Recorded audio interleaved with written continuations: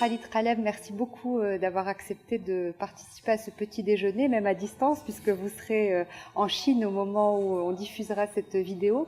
Donc en fait, la question qui semble soucier tous les participants que nous avons invités est quels sont, selon vous, les facteurs de succès et les axes de vigilance à travailler, à améliorer pour continuer à attirer et fidéliser les donneurs d'ordre dans nos deux secteurs, aéronautique et automobile, que vous connaissez si bien. Merci pour la question, Sophia. Alors, il me faudrait de longues heures pour pouvoir répondre à cette question, mais je vais essayer d'être très synthétique pour y répondre. Il faut d'abord savoir que le Maroc est un pays qui, dans le secteur automobile, est très très jeune.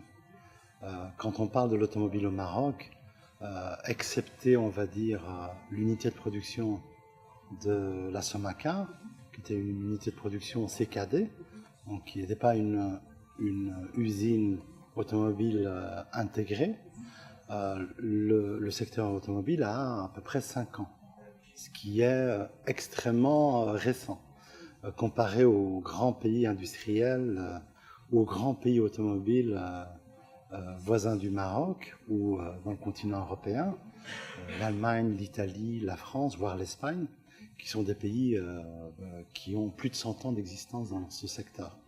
Donc le Maroc est un nouvel acteur qui a attiré l'attention, la curiosité de beaucoup de grandes entreprises automobiles, pas seulement en Europe, mais dans le monde entier.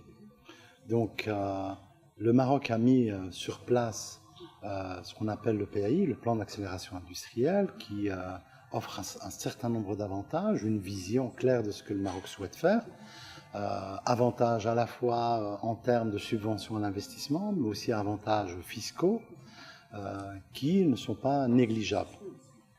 À côté de cela, mon rôle a été très pédagogique avec les investisseurs, parce qu'il n'y a pas que le Maroc qui offre un certain nombre d'avantages, ne fût-ce que nos voisins, le Portugal, l'Espagne, via des fonds européens, suite à la crise financière 2008-2009, ont obtenu de la Commission européenne des fonds qui leur permettent aussi d'attirer des investissements dans leur pays.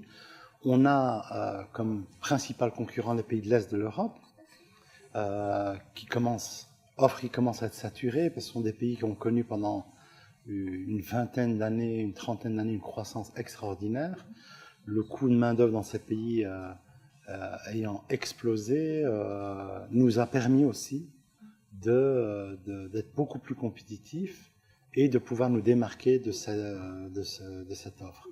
Donc, je dirais globalement, le Maroc, les principaux avantages du Maroc, c'est, je dirais, les avantages, entre guillemets, économiques qu'on leur offre, les subventions à l'investissement via le FDI ou via le fonds Hassan II, je dirais tout ce qui est fiscalité, qui permet à ces entreprises, pendant les 5 premières années, de ne pas payer d'impôts sur les bénéfices, sachant que pour une entreprise automobile qui s'installe, avec un investissement important, généralement dans les 5 premières années, ils n'ont pas de bénéfices. Donc c'est quelque chose qui nous a été régulièrement soulevé par les investisseurs. Comme autre avantage, la proximité avec le continent européen, c'est notre jeunesse. C'est un pays qui est très jeune. Les forces vives, c'est les forces vives de l'État. Cet enthousiasme que les investisseurs nous reconnaissent, enthousiasme qu'on ne retrouve plus dans la vieille Europe, et qui permet de faire rêver des grands entrepreneurs que sont les grandes entreprises automobiles au Maroc.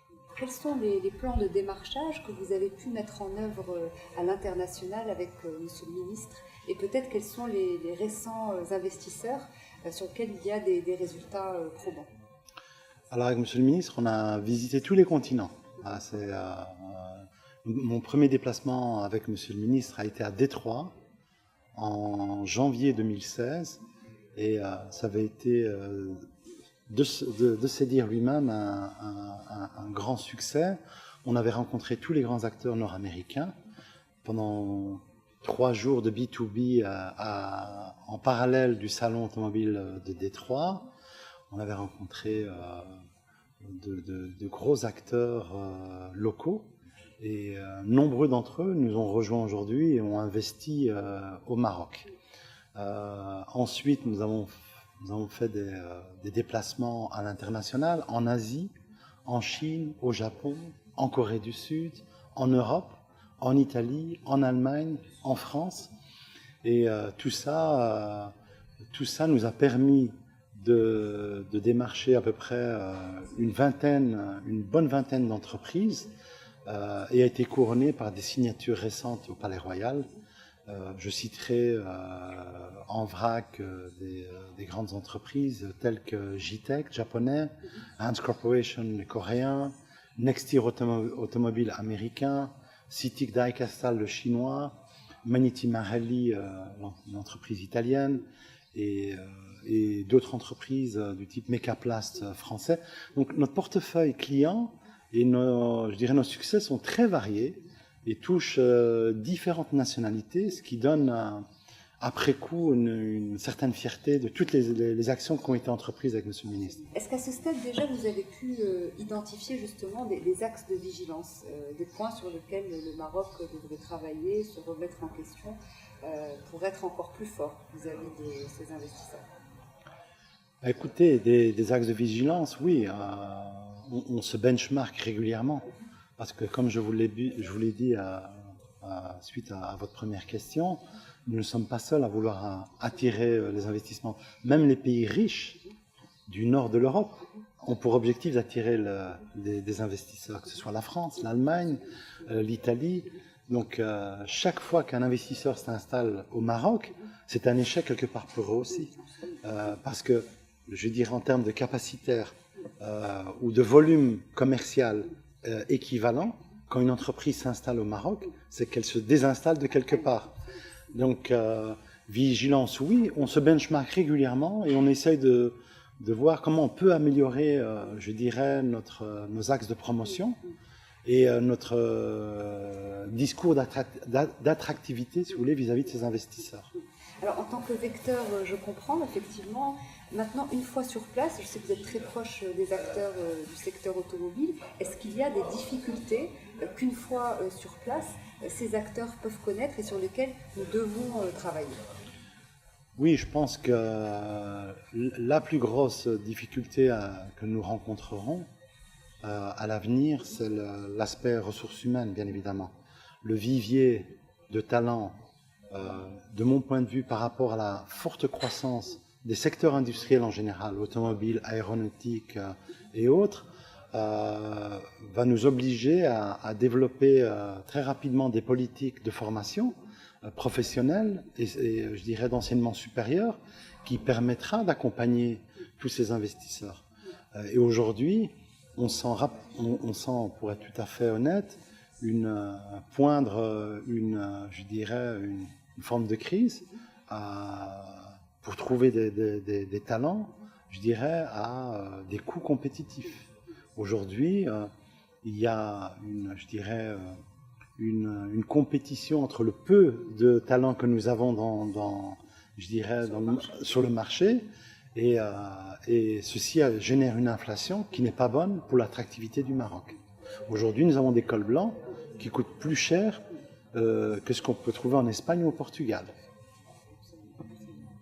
Un grand merci Khalid Khaleb. Je ne sais pas s'il y avait un dernier point que vous aimeriez partager avec nous. Non, je dirais que c'est une belle aventure pour le Maroc. Nous sommes qu'au début d'une très très longue aventure. Comme je vous l'ai dit, 5 ans dans le secteur automobile, c'est rien. Je pense que le Maroc doit s'attendre à de belles choses à l'avenir. Quand l'industrie s'installe dans un pays, les classes moyennes s'installent et la richesse quelque part s'installe aussi.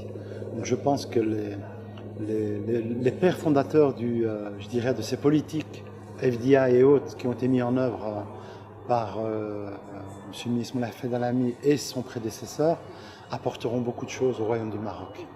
Absolument. En tout cas, je vous poserai les questions que tous les participants éventuellement auront souhaité vous poser la prochaine fois et je compte sur vous pour le prochain petit déjeuner. On compte sur votre présence. Ce sera avec un grand plaisir. Merci Merci. Khalid. Au revoir.